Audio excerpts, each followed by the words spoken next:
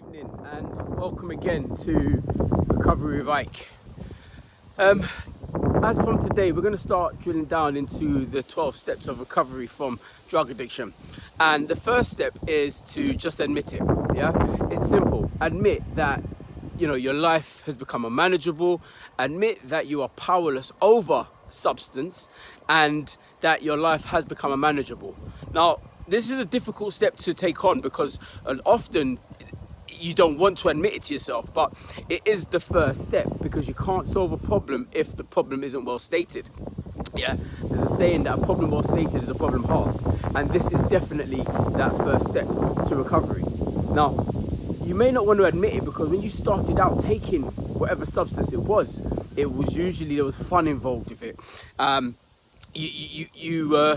It's easing a certain pain, numbing a certain pain, or numbing an emotion that was overwhelming and overbearing for you. But now it's become unpleasant. You often find yourself saying, oh, I shouldn't have gone that far, I shouldn't have done that much, or why am I doing this to myself? Well, what am I actually doing? Is it holding you back from achieving your full potential? This is what recovery is about. Recovering is about living your full potential and actually living up to the person who you actually are and who you know you can be.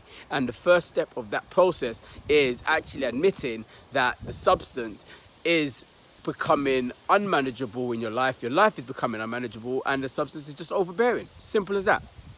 2. Came to believe that a power greater than ourselves can restore us back to sanity. Now let's break that down for a bit. First of all, power greater than ourselves. I call it God.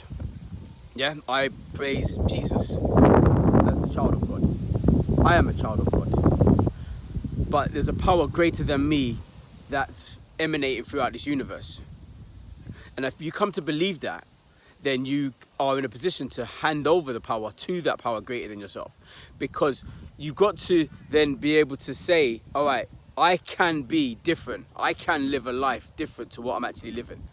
And by finding that power, connecting to that higher power, which is greater than you, you give yourself the opportunity to hand over. About submitting, being submissive.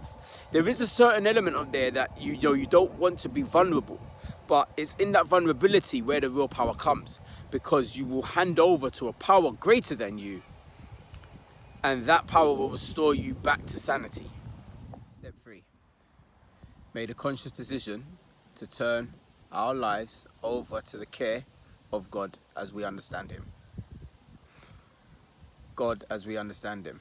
There's a lot of people out there that are atheists, non-believers, people who are actually anti-religion. Maybe you've had a bad experience with religion in the past. Maybe it just doesn't resonate with you. And, it doesn't matter what this is. It's about turning it over to a power greater than yourself, the power as you understand it.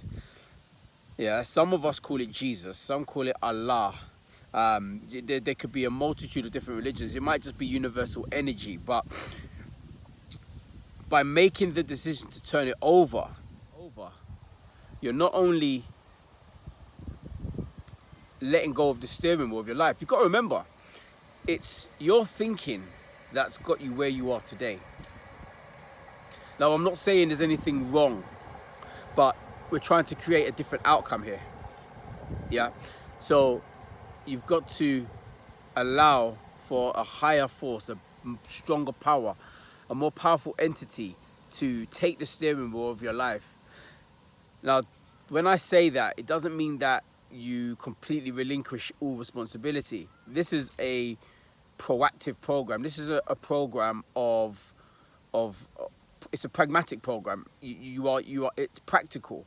Yeah, you don't just hand it over and say, oh, God's taking care of it for me. No, there are steps that need to be taken, but by handing it over to the care of God, you're programming the steps into your subconscious, and your conscious will follow what your subconscious has been programmed with.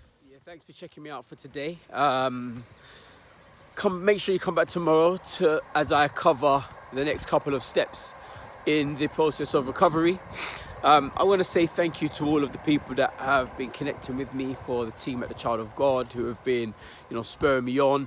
To all the people who are actually getting something from this, I really do appreciate all of your feedback. To the people on the gratitude group and all of those that are making this possible. Seeing your messages of gratitude are absolutely beautiful. I'm loving it. Seriously, it's an amazing journey, and I'm just really proud to be a part of this movement. For now, I'll love you and leave you, but be sure to come back tomorrow to see a couple of more steps in the process of recovery.